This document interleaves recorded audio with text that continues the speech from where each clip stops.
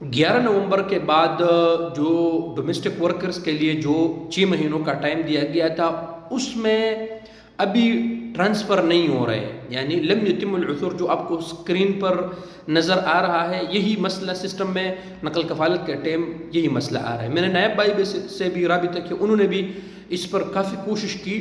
لیکن یہی آ رہا ہے کہ لم یتم العثور۔ یہ کس وجہ سے آ رہا ہے؟ دیکھیں دوستو، تھوڑا بھی سسٹم اپڈیٹ ہونے دے 4-5 دن ہفتہ تک، جیسا یہ سسٹم تھوڑا اپڈیٹ ہو جائے، کسی کا نقل کفالت ہو جائے تو ہم ضرور آپ دوستوں کو بتائیں گے۔ ابھی تھوڑا اس میں 4-5 دن لگے گا، اور جیسے ہی کسی بھائی کا یعنی 11 نومبر کے بعد سے پہلے جس کا حروب ہوا ہے، یعنی ان 6 مہینوں میں یا پرانا تو ہو رہا ہے، یعنی 1 سال پہلے 8 مہینے والے، یعنی ڈیورنگ ڈیٹ جو 6 مہینوں کے اندر جس کا حروب ہوا ہے، جو ٹائم دیا گیا تھا پہلے،